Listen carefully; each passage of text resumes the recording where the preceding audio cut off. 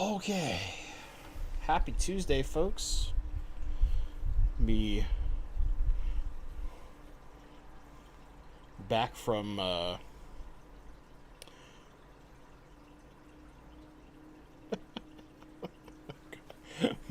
sorry, I just got a text from my brother. Because he was sitting on the couch with his kids. If you're watching this, bro, your text is hilarious. Apparently, one of the kids can't quite say uncle correctly, so it's gunkle. But they saw my face because he got a notification that I was going live. Oh, man. Okay, what a way to start the stream. A random text from my brother.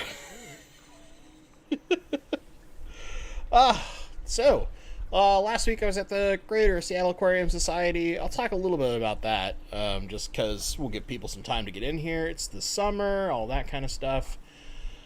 So we had Rob McClure in. If you're not familiar with Rob McClure, he's from Milwaukee, and he is a Corydoreinae expert. So all the four, although really I think they've renamed, brocuses are now a part of the Corydoras genus, but all the cory species. So there's Scleromystax, it's the one I always mess up, Corydoras, and Aspidoras, right? If I had Tom from TM Aquatics here, he would correct me in a heartbeat. That man knows his stuff. But anyway, this is a guy who's like first in the U.S. many times, spawning several different species. A couple of times he was like first in the world to spawn them in captivity. So guy really knows his stuff. But had a really great talk.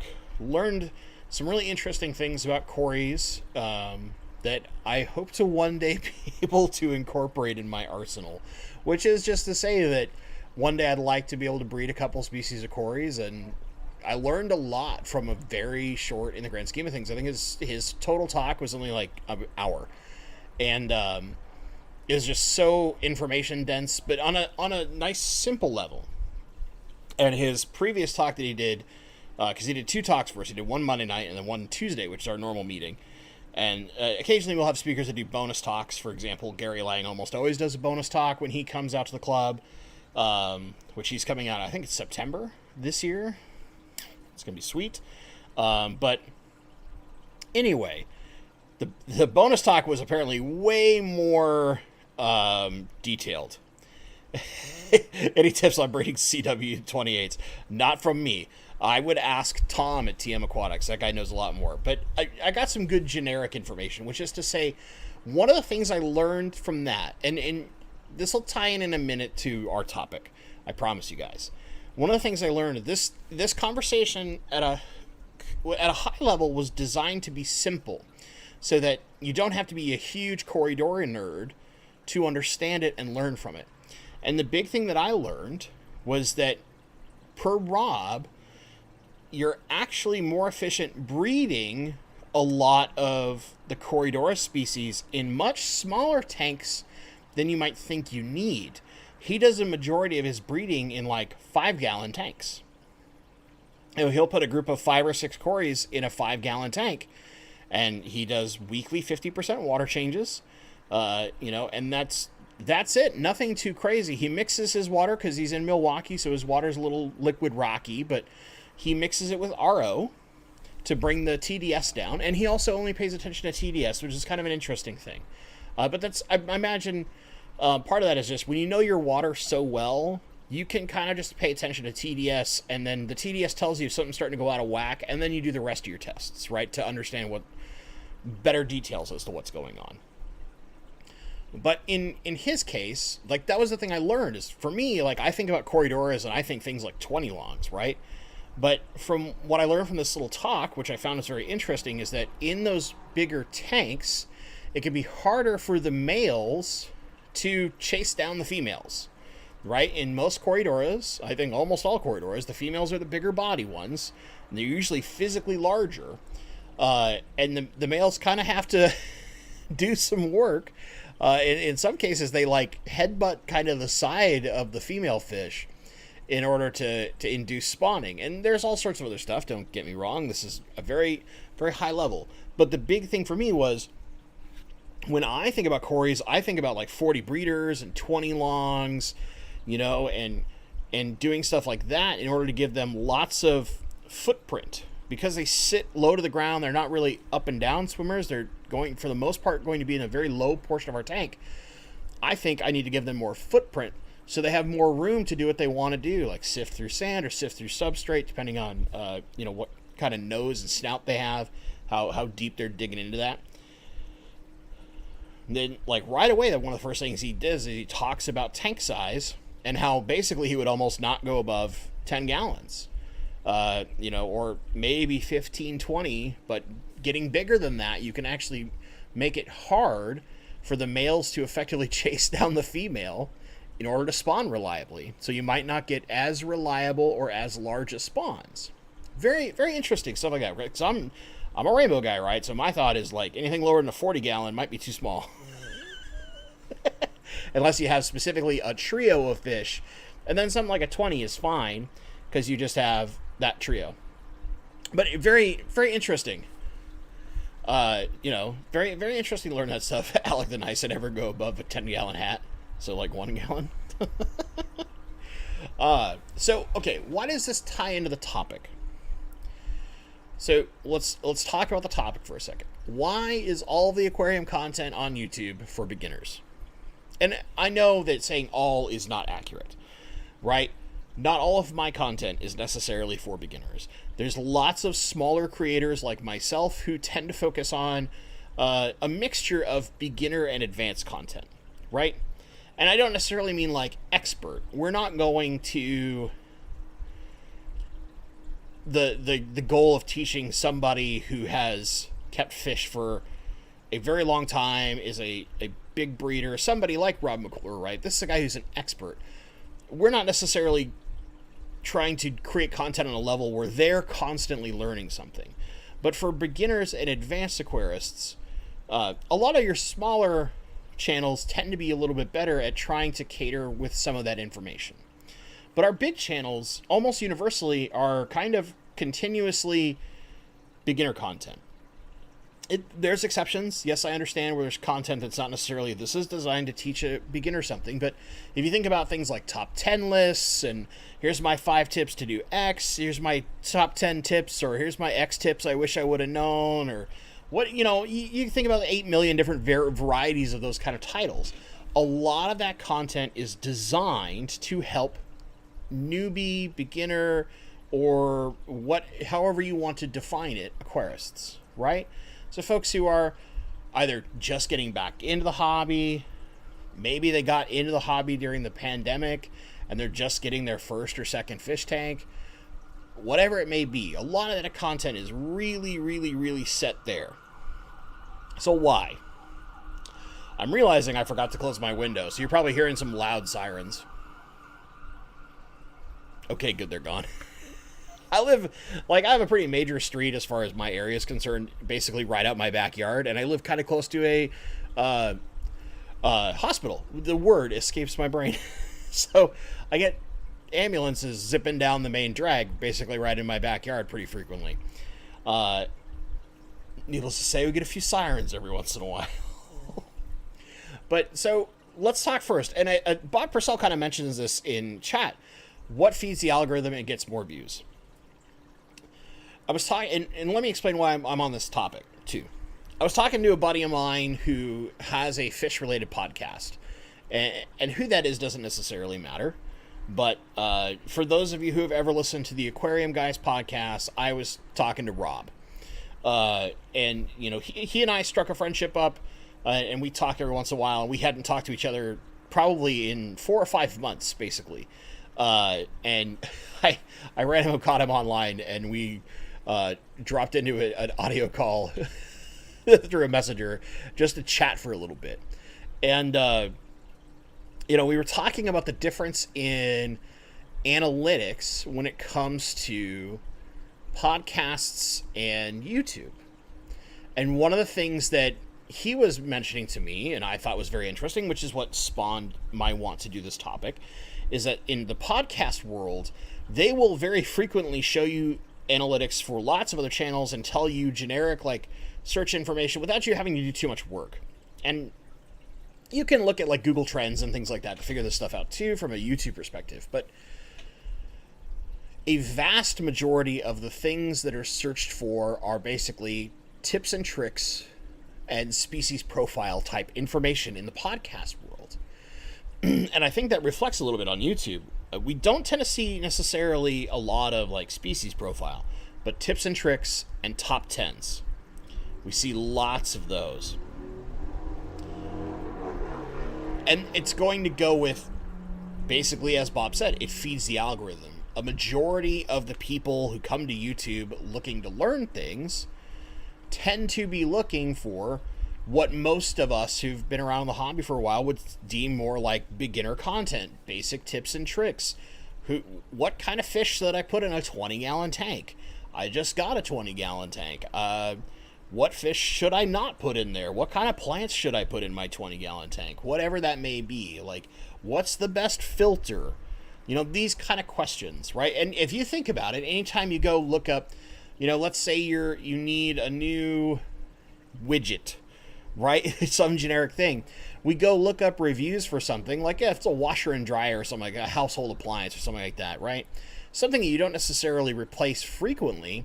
What's one of the first things we go look up? We look up reviews. We try to figure out, like, okay, what in my budget is my best option based on what other people on the internet are saying, right?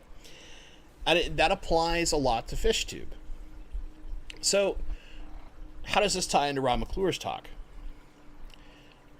Even advanced aquarists can learn some stuff from some of the content that is normally designed for our beginners. So let's say that you're Bentley, okay?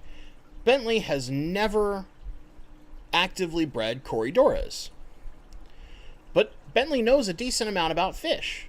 He's kept fish tanks for a while. He's pretty good at certain parts of keeping fish. He's terrible at other parts of keeping fish, but he's still what we consider an advanced aquarist. But he's a complete beginner when it comes to breeding Corydoras. So he goes into a talk designed for beginners with Corydoras, and despite being a more advanced aquarist, learns something right away. Stick to smaller tanks for your breeding groups. That was one of the big ones. There's a couple other things, of course, but that was the big one. That's the big lesson. So even beginner content, and I put beginner in a big quotation mark, because this is where we start getting into the threshold of advanced content, in the sense of, how do you breed X fish? How do you do well with X plant? This is more on that species profile kind of mentality, right? Usually we think of this as beginner content, but it is kind of designed for someone who's a little bit more experienced or advanced with the fish in the first place. And fish is a general topic, right? You probably know how to keep Corydoras healthy and happy for a while if you're looking at then trying to breed that fish. So, some beginner content, and I put beginner in some big quotation marks when I'm talking about this, is helpful for even us folks who have some level of expertise. But here's where I'm going to play my devil's advocate, right? I like to play devil's advocate, you guys know that. I like to argue both sides. If all the content is just beginner content, does that then hurt those beginners we bring into the hobby, and they only learn so much in the beginner space that they then can't advance their own knowledge into that advanced aquarist space? I hope that makes sense to you guys. Chat, if it doesn't make sense, scream at me, all right? And my answer to that is no. And let me explain why my personal answer is that, and then I'll argue the opposite for a second, okay? My personal answer is no, because once we kind of learn a lot of the basics, from there, it becomes a lot of self-discovery. And not necessarily that we need to go watch a different YouTube channel or a different YouTube video or listen to some podcast or find some random article online, although some of those things can be very helpful. Now we're at the point of where we need to learn about all the little differences between the lessons we've learned and how to apply them in our specific aquariums. Every aquarium is unique and different. So if I'm listening to, let's say, Primetime Aquatics, which is in the Midwest, right, where we've got liquid rock water, their educational content might not be absolutely perfectly toned from Bentley, who's in Seattle, whose water comes out basically like it's RO out of the tap, right? It's got almost nothing in it.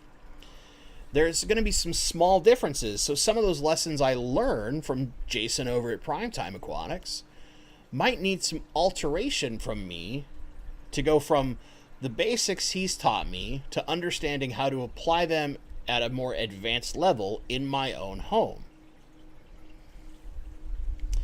And I actually want to, I'll interrupt my thought here for a second because Bob is asking a fantastic question. And Nabokov fan has another one, good one too. So the first one from Bob Purcell, is this why the advanced talks from the co-op are member streams? Gets the beginner content out there to feed the algorithm to draw folks in, then pull in the members for advanced content. I don't necessarily think that that's the exact reason. So there's a combination of things there. One, I do think that that mentality is the right mentality to think about how that content is distributed.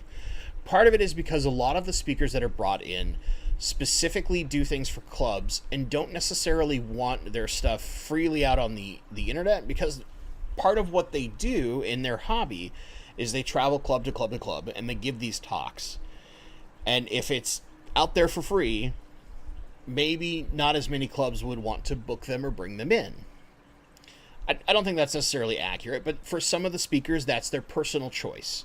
So having it behind a member, a membership fee, right, is the same as if, well, it's only for the members of the club. Only the members of the club can access this content.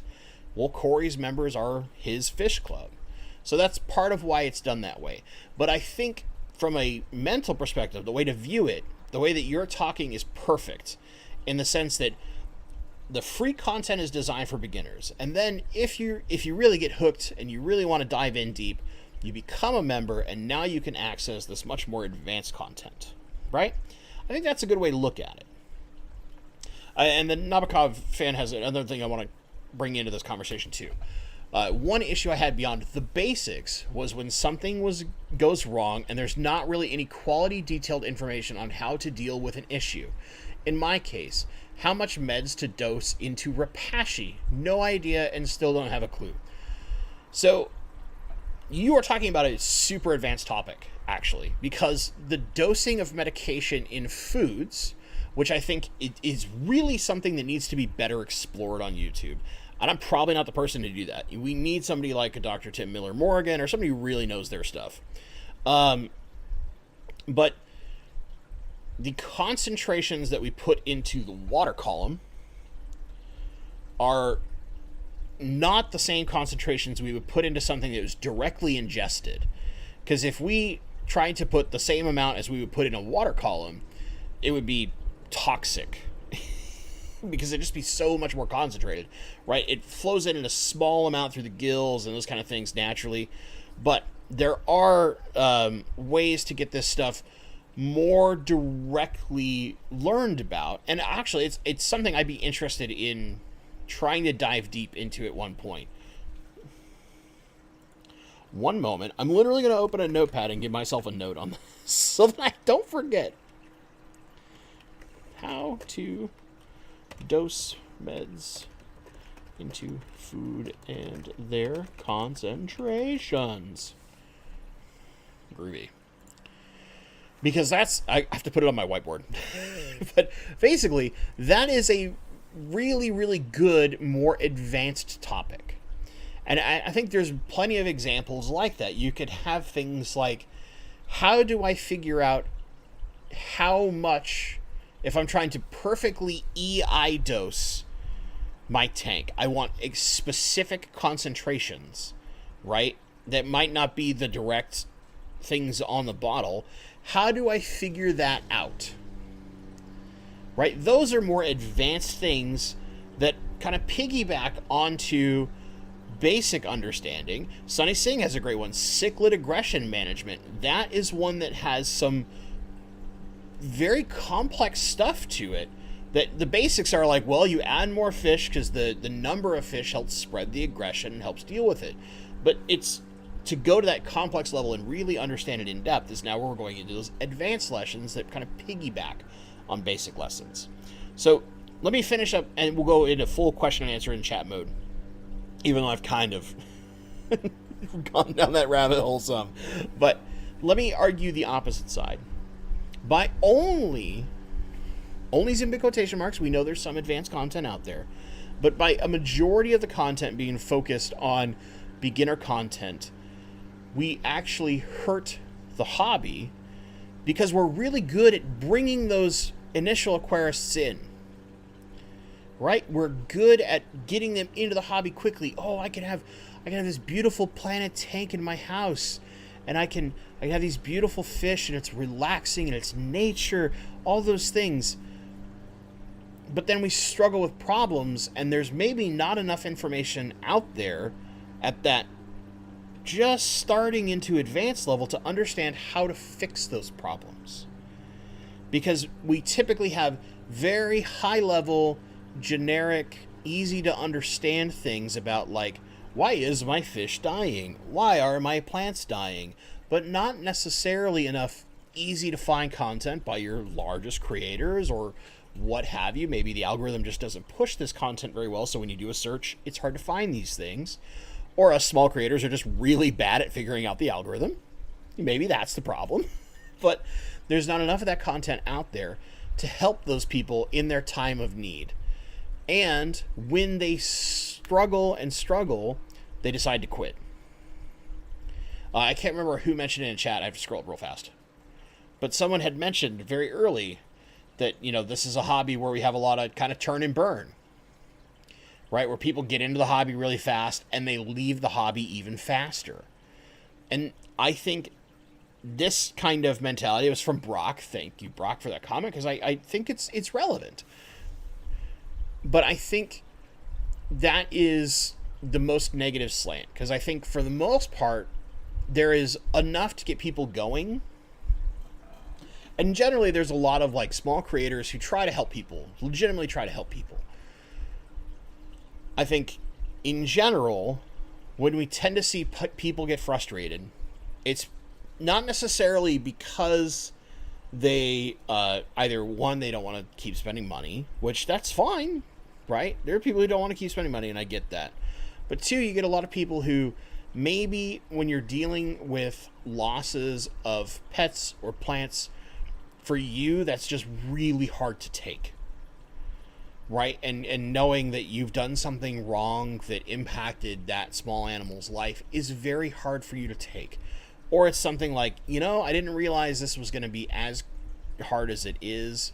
Or in the case of, like, say, those super beautiful aquascape tanks that draw a lot of us in. Then we try to make our own aquascape, and we're like, this does not look pretty. Like, why are the bottom of all my plants look so ugly, and then only this little part looks good, and that plant never looks good, and this plant is taking over 2/3 of my tank. Like, I can't get any of this wrong. I follow all the advice. I just can't do it. Maybe I'm not cut out for this. I'm going to do hobby X instead. And I think it's okay that we have people like that. But, you know, of course it's okay that people give up on stuff. I'm going to be very clear. It's not like I'm going to shame somebody because they're like, you know, this isn't for me. But more, I think part of the thing is maybe we're not clear enough in that beginner messaging that keeping fish in glass boxes full of water is very difficult.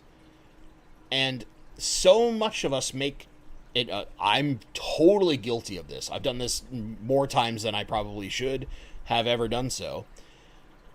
Make the mistake of getting too excited to have that fish in our home and not taking the absolute long time necessary to be as perfect as possible to minimize our risk.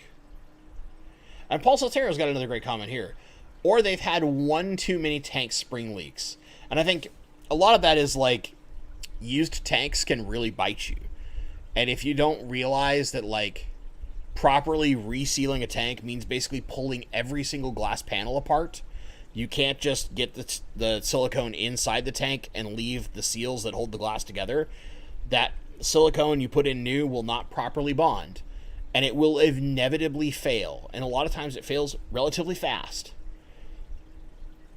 But these aren't the lessons that we necessarily teach folks. So a lot of people will try to save money, and then maybe their tank leaks and that's it, they give up.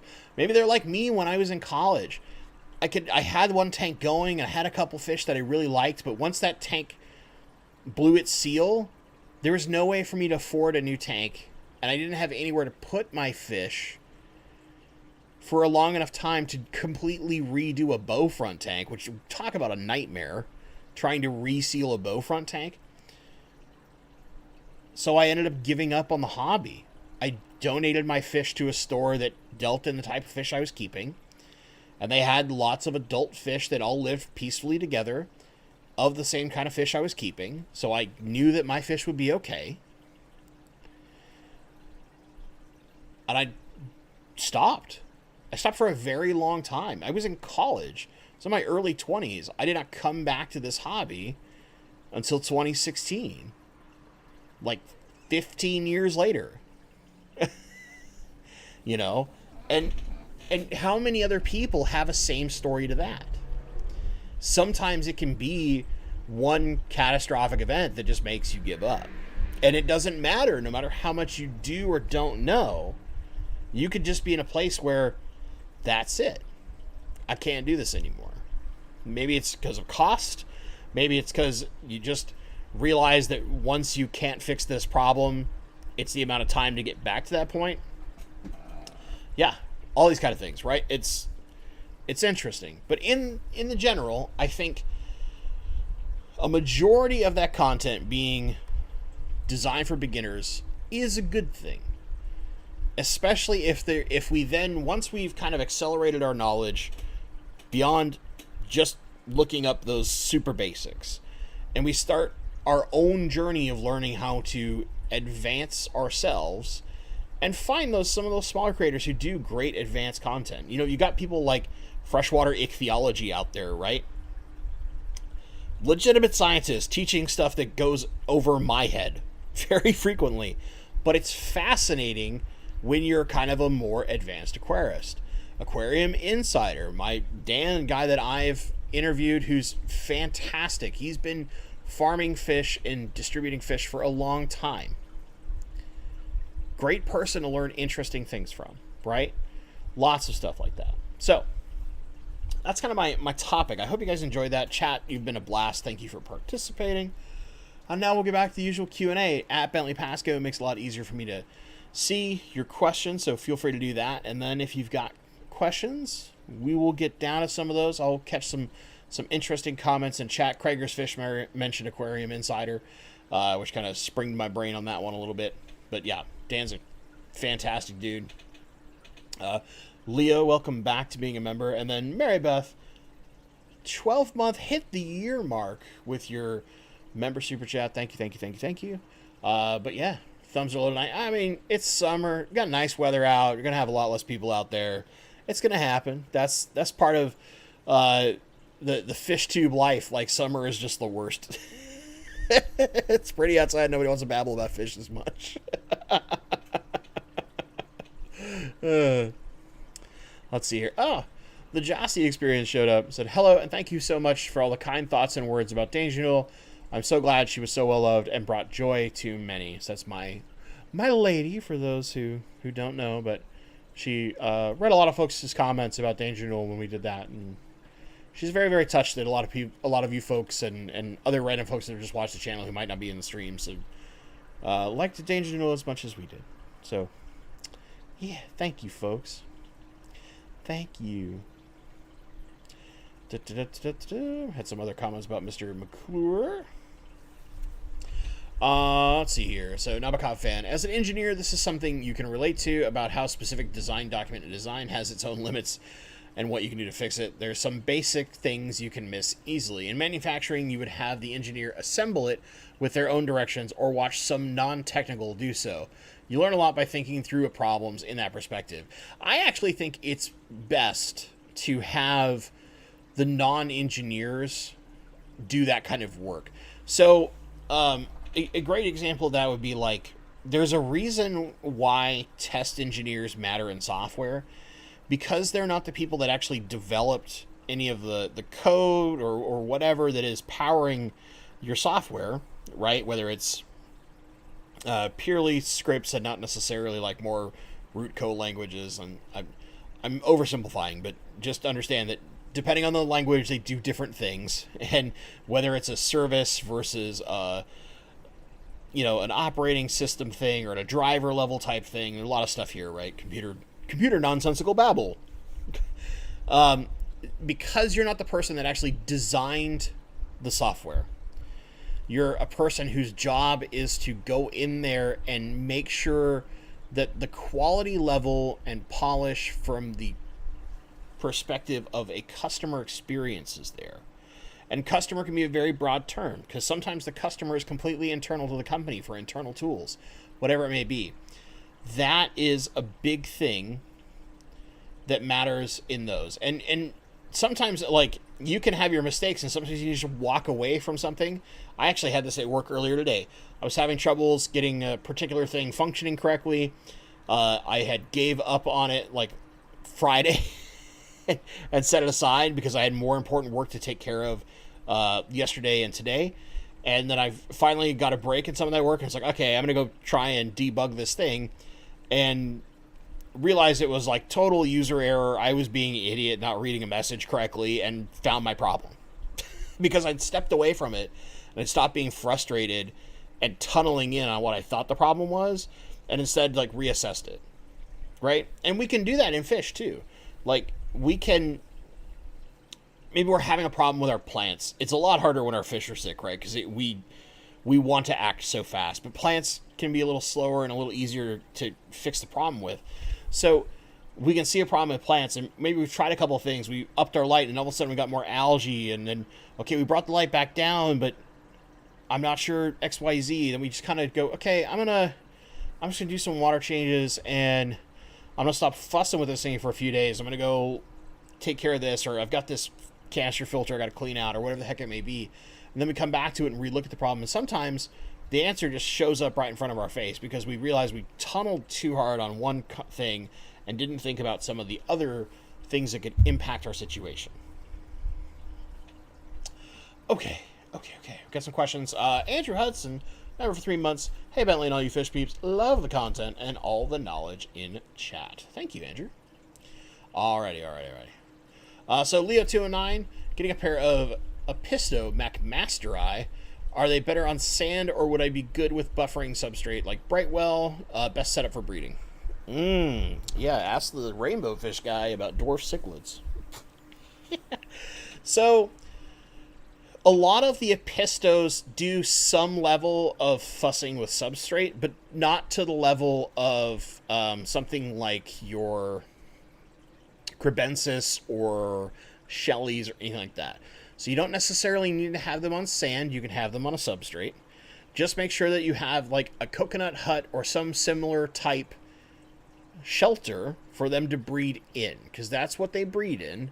They might like kind of shimmy a little pit inside of there. Don't stress about that too much. That's just natural. That's what most of our dwarf cichlids do. And then as far as a setup for breeding, I would say have at least a 10-gallon tank for a pair of McMasteri. They've got a little bit of body size to them. They're not huge, but they got a little bit of oomph. If you're at that small a tank, I really would not stress about having any kind of dither fish unless you're seeing them fight each other a lot. And then that's when dithers can matter. If you are more inclined to have something slightly larger, I would look at a 20, either regular 20-gallon or a 20 long.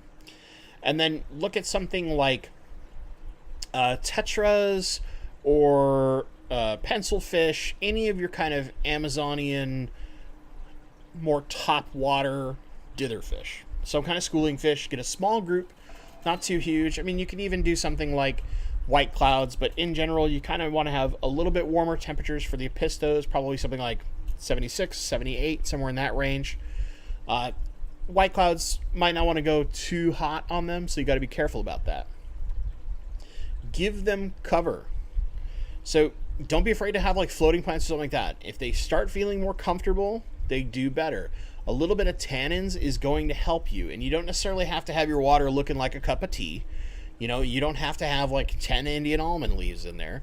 You could do like a quarter of one in a 20-gallon tank, and it just gets a little bit of light stain to it, but more importantly gets those tannins, that humic substances, into the water system.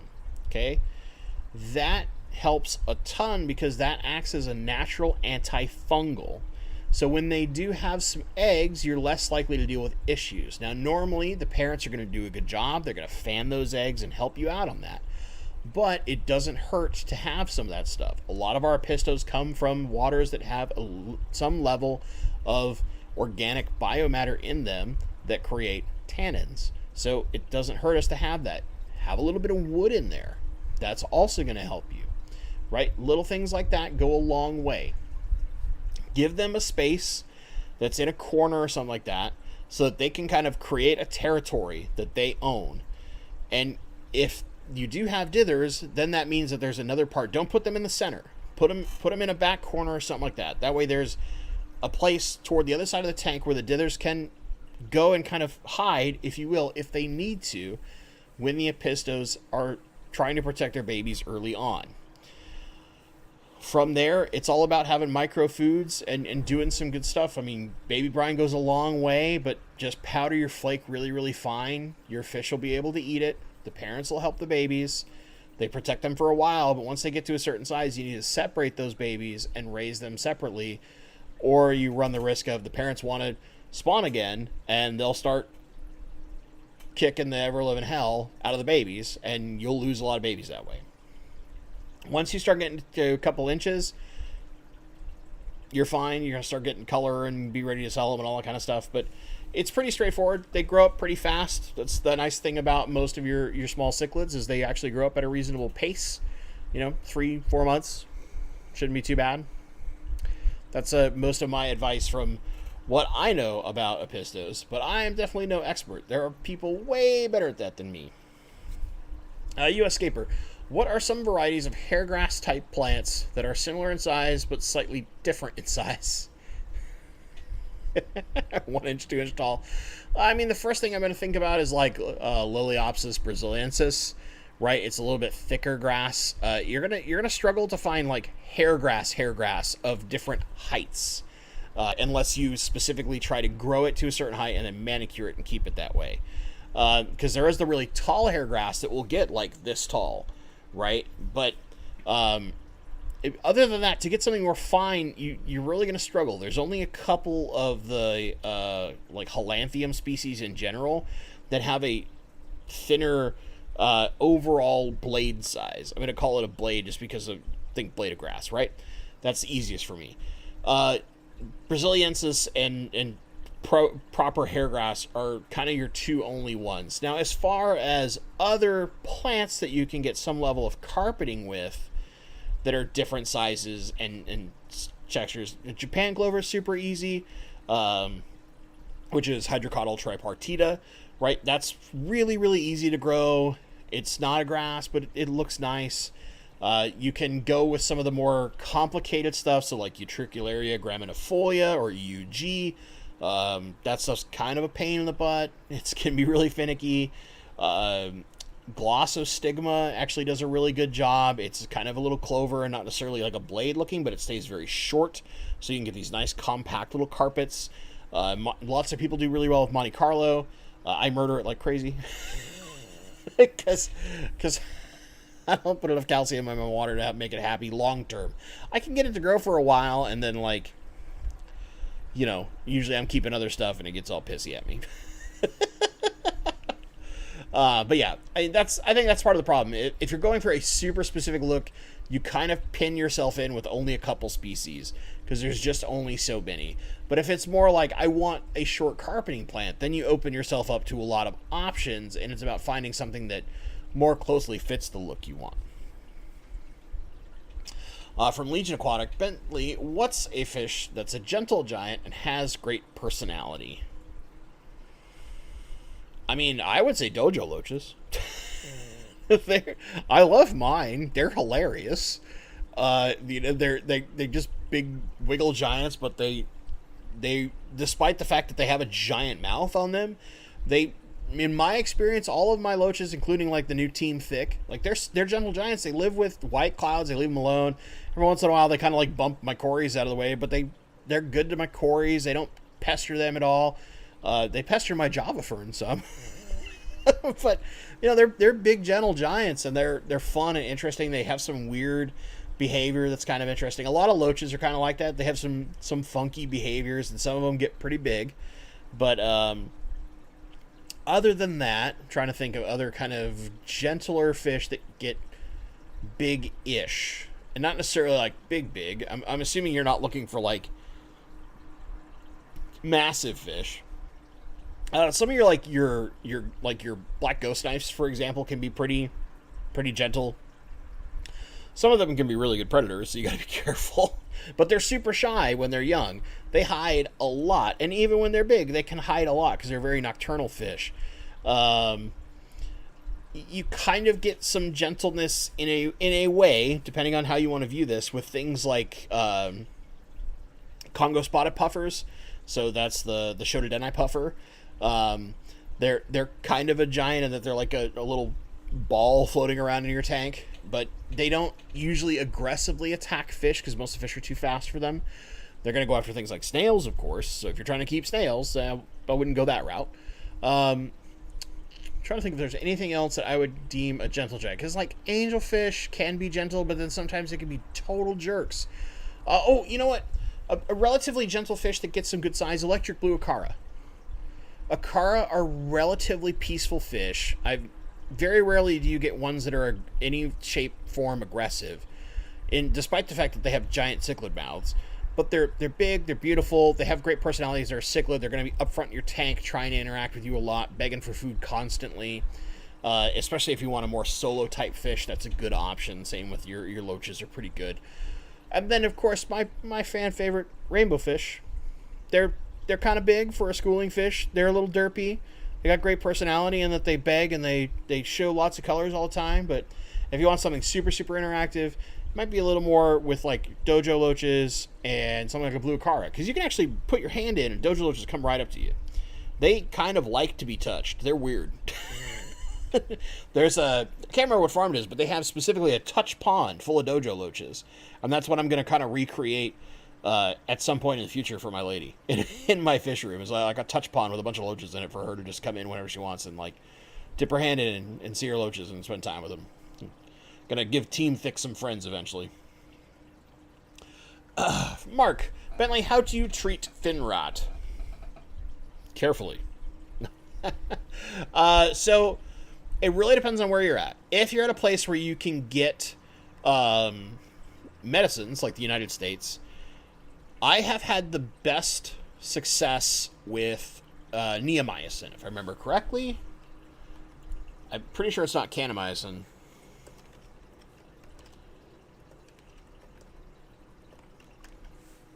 I just have to make sure. Yeah, neomycin. You can do the same with kanamycin, but I've had better success with... I've very rarely ever seen fin rot. I've actually brought home in the past an elder betta and treated fin rot for someone. But so like Neoplex from Seachem is probably the easiest neomycin to get a hold of. Neomycin does a really good job. Now, if you don't have neomycin, this is where it gets a little tough, right? Because fin rot is a bacteria. And you need to find a way to fight the bacteria without an antibiotic. So usually this is doing things like really, really high salinity salt dips.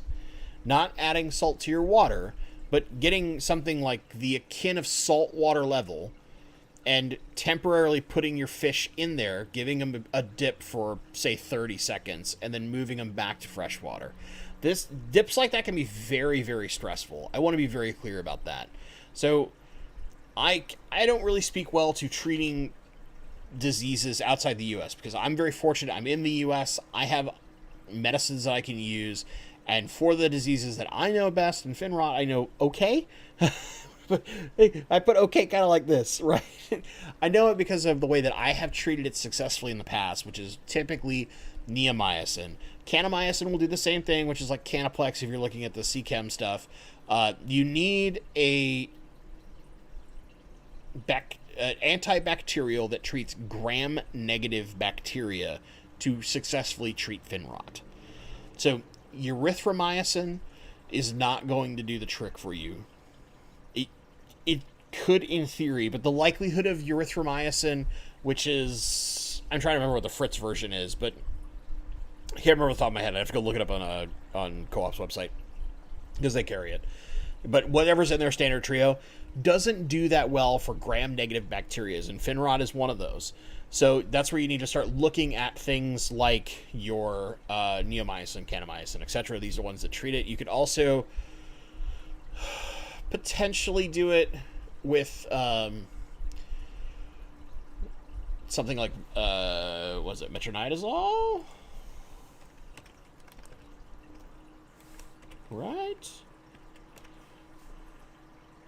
Yeah, you could in theory use metronidazole too. But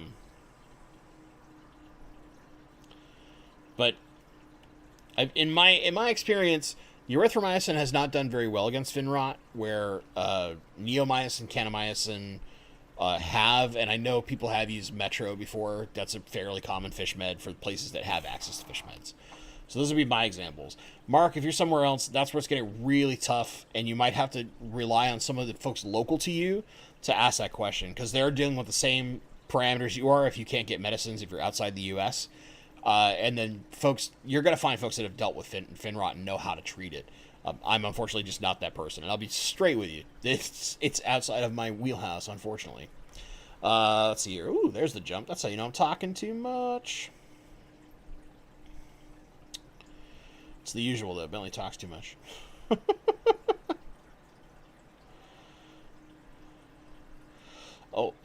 Good question from Sunny Singh in a sec. Nabokov fan, did I see the email about the title hob updates? I briefly saw it. I just have been way behind on my email. I need to get back to it here soon. But yeah, I'm trying to respond to everybody's email this week. I've had some nightmares at work that are taking up more time than they should, but it's okay. It's okay. It'll be better soon. Sunny Singh, my electric blue acara started breeding and messed up my Oscar. Do you think I should remove the acaras?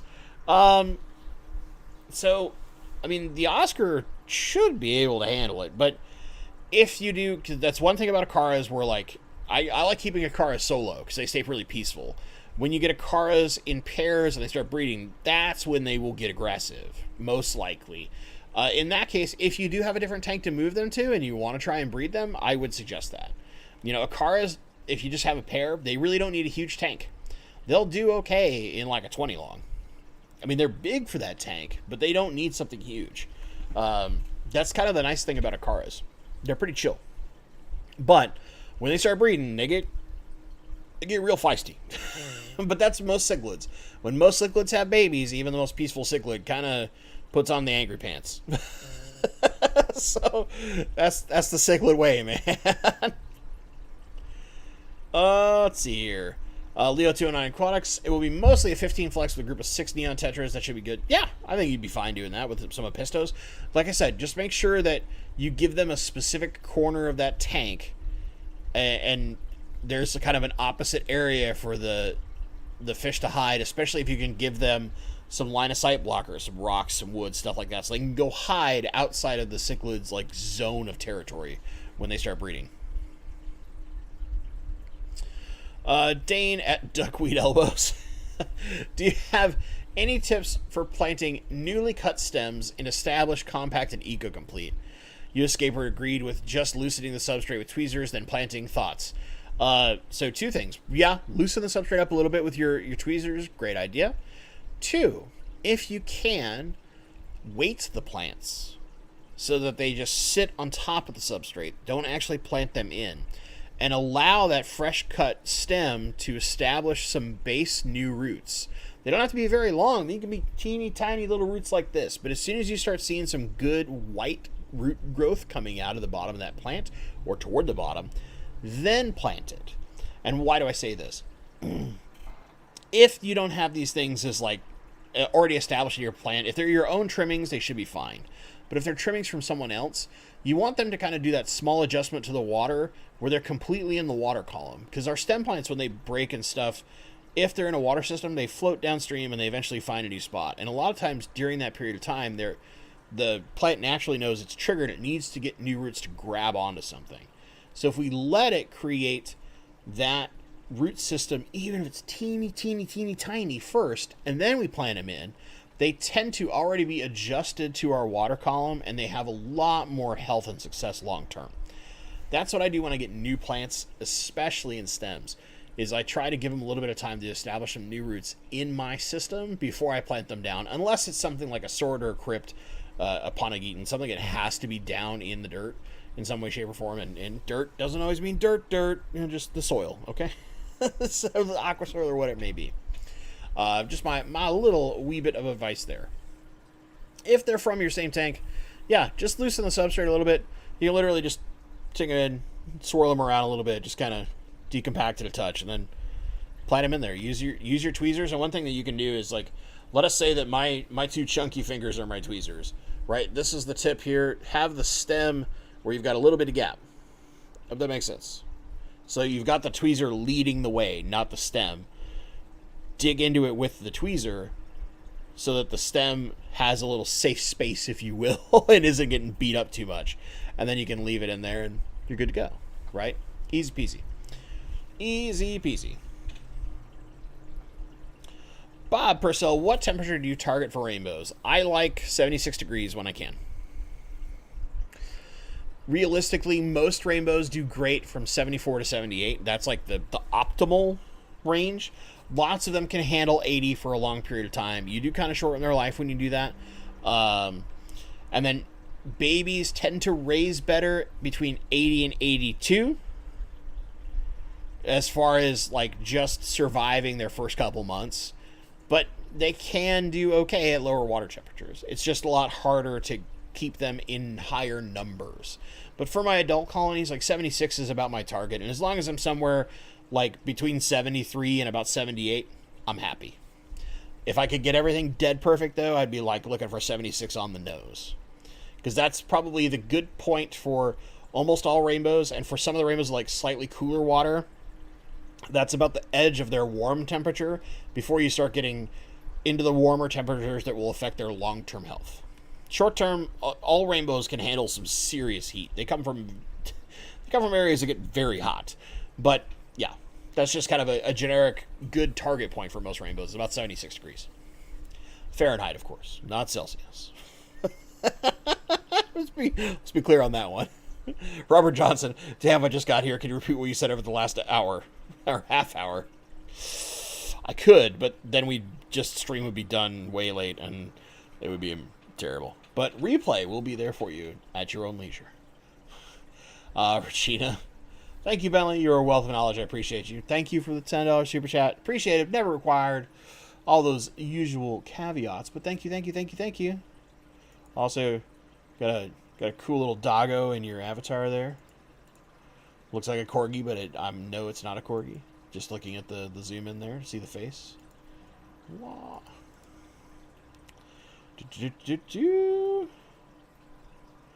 Let's see here.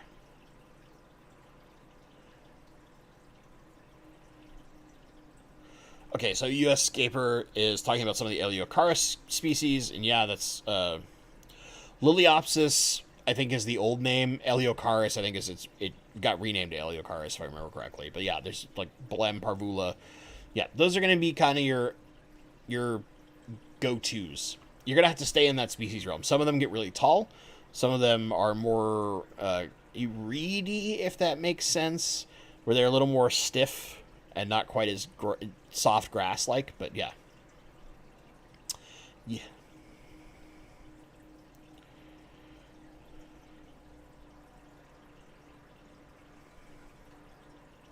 Fishy Mailman, scooting fruities are Corey murder machines, just my experience. I'm not sure what you're referencing. I'm hoping there's like a correction or something that I'm missing, but what are you talking about, Fishy Mailman?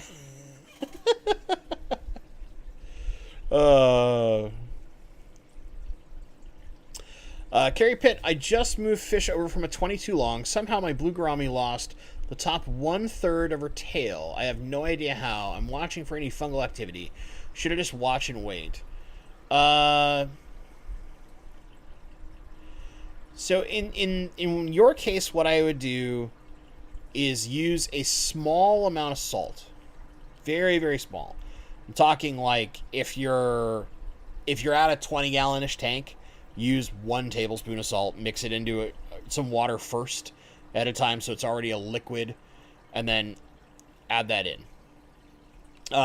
And the reason why I do this is that small kind of mineral boost in the salt dose helps speed that healing process and also tends to help reduce the likelihood that our fish run into infections of any form.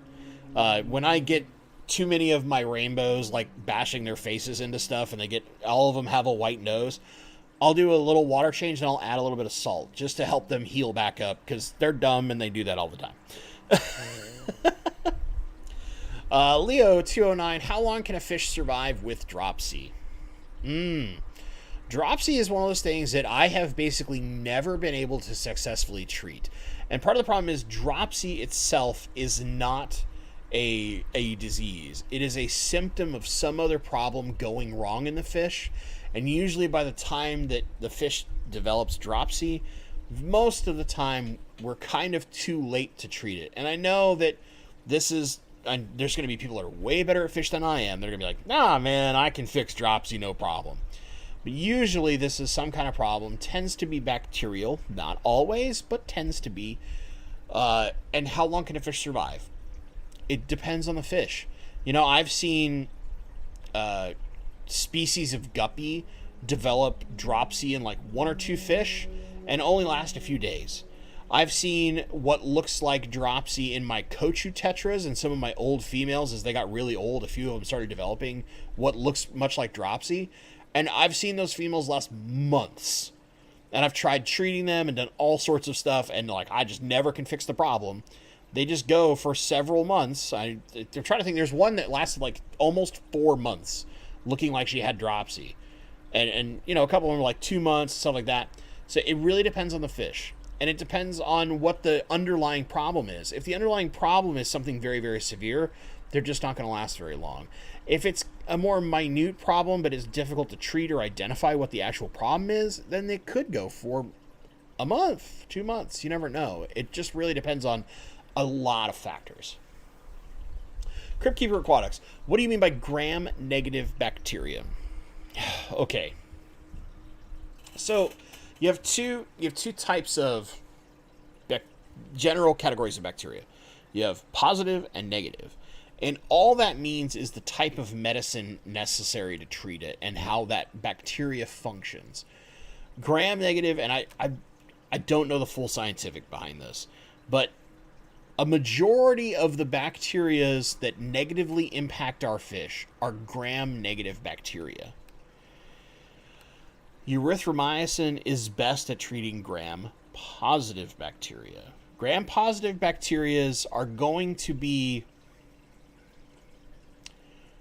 a little less robust, but more importantly, most of the medications that treat gram-negative bacteria will also do a number on the beneficial bacteria in our filtration. So typically, we're not trying to run those kind of medications long term because they can negatively impact our filtration as well by wiping out our beneficial bacteria. Not all of them, but some of them. And it just depends on how aggressive the medication is. Basically, there's certain meds you don't want to have to go to because it's basically just like nuking your tank, right?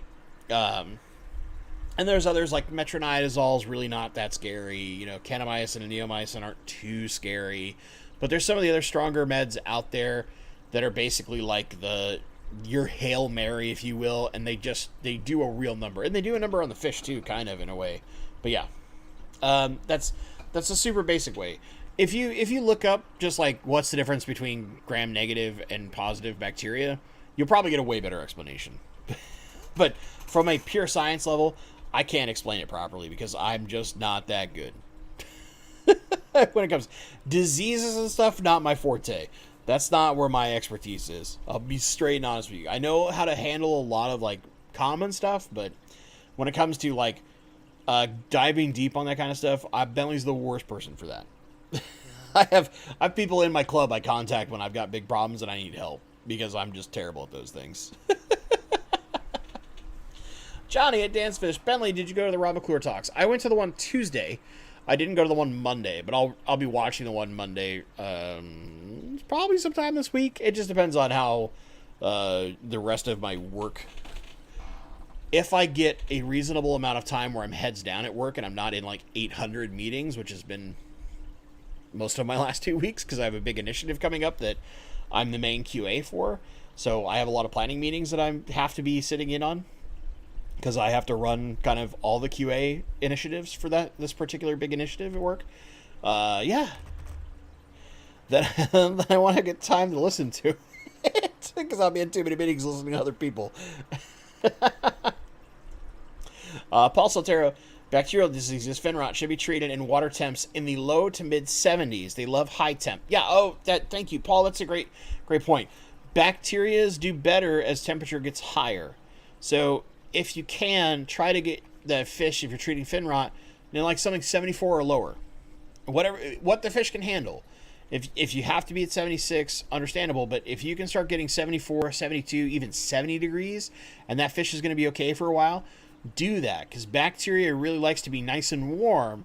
So if you start cooling it off, it can die off naturally. That's one of the kind of natural ways to deal with some bacteria is you put them in temperatures that are cold enough that they don't survive very well anymore, and the fish's system can recover, assuming that the fish itself can handle it.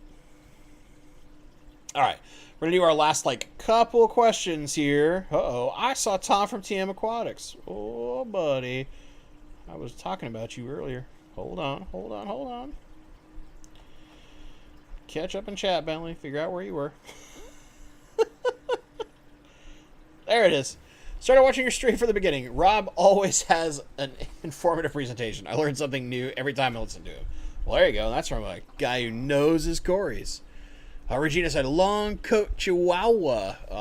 I like Chihuahuas. I've had a lot of Chihuahua mixes as a kid and even into my, young adulthood. They're good little dogs. I will say, though, no matter how much I like Chihuahuas, I'd love my Corgi more. I love that little dope. Let's see here. U.S. Scaper. How many spawns can bristlenose plecos produce before burning out? I don't know.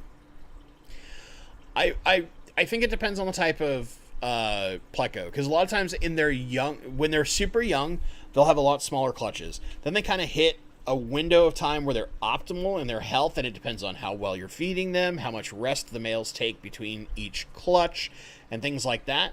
Will depend on how their long-term health is and where they might start being bad dads or just not trying to breed anymore. It all depends. A great question for that is probably going to be centered toward more pleco-oriented folks. It really depends on the pleco. Because some bristlenose have much smaller clutches than others. A great example would be my Wobbin Woosters that I have, the honeycomb pleco. They have much smaller groups than, say, a super red bristlenose. Super red bristlenose will have a billion babies, and the Wobbin Woosters will have 20. So it really depends. And part of that depends on the maturity of the female and how well she's producing her eggs and stuff like that, because it really comes down to more of the females than anything else.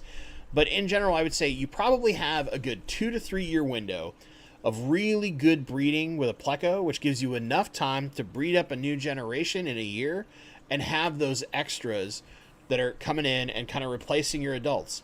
I know some people that only really actively breed their plecos for like a year or two, and then they stop breeding that particular one and they use the next kind of kids up, if you will, in order to do that. Leo 2 on Aquatics. So pine coning means dropsy, right or not? 100%. Pine coning, so most of us like see what we deem to be dropsy is usually pine coning. Most of the time when we see pine coning, we associate that with dropsy. Is it 100% of the time always dropsy? No, not necessarily. It could be some kind of bad bacterial infection or some kind of other weird parasitic thing, whatever's causing the fish's body to swell up so much. But it also depends on what kind of fish it is. So if it's in a betta, it might be a little different than if it's in a tetra, than a guppy, than a whatever, right? That's where some of these things can matter. Mike Stanbaugh. Oh, hey, Mike. Found out how to quarantine water hyacinth from Gary Lang. Treated 8 hours and 3 times with a fish dosage of metronidazole, which is it's one of the meds that's in it's a antiparasitic, right? So it's in, I think General Cure has metronidazole in it. Think I'm right on that one. Anyway. And then rinse, and it's fry safe. That's good to know. Good to know. Okay. For aqua balls, I have a question. If I'm breeding turquoise rainbow fish in 60 gallons, after moving them out to breed a different kind, how long should I wait so it won't be interbreeding? Okay. I'll do this really briefly. I got to do this in turbo speed aqua balls. So if what you mean is you're letting the turquoise take over that tank and throw eggs all over the place, how long should you wait before you bring in a different type of fish to then try to breed in the same tank with those babies? Is that what you're talking about? Because if that's what you're talking about, I wouldn't breed any other adults in there. I would let all the babies raise up. And then you shouldn't have any interbreeding. If you're having multiple types of fish in there and you see your turquoise breed and now you want to remove them, assuming within a short period of time some other fish gets over there, they could try to spawn. But the window for the milt from a male fish to fertilize the eggs from a female of a different species is a very short window. So that fish kind of has to be there. In general, I would try to do my best to always, like, if I really want to breed them, just separate them. You could put the turquoise in like a 20-gallon tank, give them a spawning mop, let them go at it for like a week or two, and then pull them out. And let those babies raise up in that tank. And you'll get lots in the course of a week or two. You'll get a lot of babies. Probably more than you can reliably raise up. But, you'll still get a good yield. Christopher Howard, 5 sterling pounds. Hope you smile. Oh, I do all the time. DPD delivered my plant to a customer all smashed up. Had to replace and wrote, "Caution, venomous snake arrived perfect condition."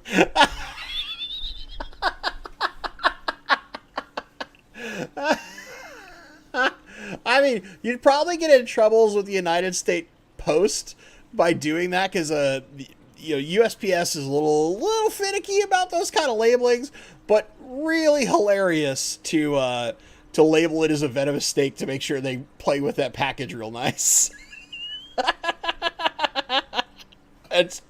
Oh man, that's great. So this is gonna be the last question I'm gonna answer tonight from Regina. What is the yellow tin of food? So this is a company called Tropical. They're out of Poland, if I'm right. I think it's Polish initially. Anyway.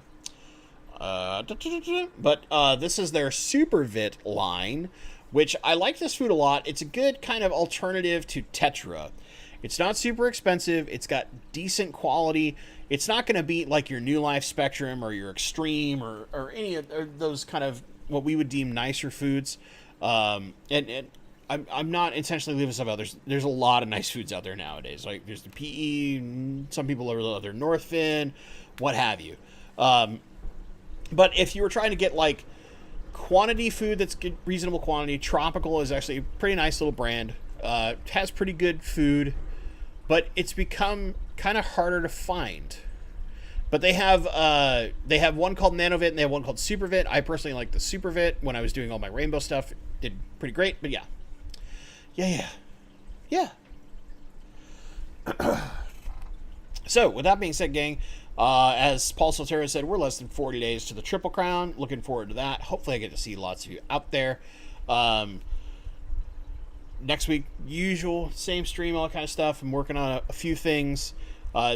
If you're interested, be watching the community tab. I'm going to put a post up probably like tomorrow or something here very soon. Basically, I'm going to poll the audience for a few things and see... kind of play it during the summer. Since we're in the summer, I'm gonna let you guys kind of dictate a lot of content for a little while. We're gonna farm some ideas, maybe see what you guys like, that kind of stuff, and work from there. So with that being said, gang, as always, thank you so much to some of the members, some of the Leo209, Andrew Hudson, Regina, Christopher Howard, Bill Coleman, and Mary Beth at the start. Thank all of you so much for your memberships and or super chats. I greatly appreciate it. And as always, thank you so much for watching, and stay awesome. I'm gonna nerd out at a fish convention. You better watch out.